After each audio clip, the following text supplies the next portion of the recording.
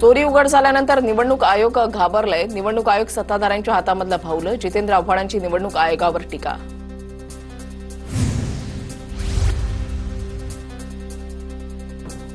निवडणूक प्रक्रियेमधील अनियमितता खूप आधी उघडकीस आली असती. राहुल गांधींच्या आयोगावरील आरोपानंतर प्रकाश आंबेडकरांचं ट्विट.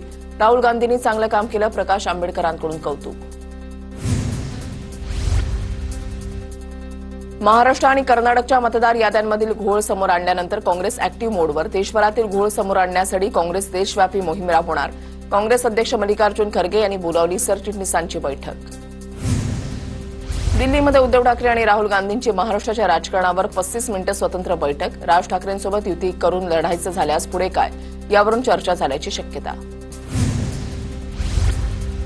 उद्धव ठाकरेंना आमच्याकडे पहिल्या रांगेमध्ये स्थान होतं. इंडिया आघाडीच्या बैठकीमध्ये ठाकरेंना 6व्या रांगेमध्ये बसवल्यावरून फडणवीसांची खोचक टीका.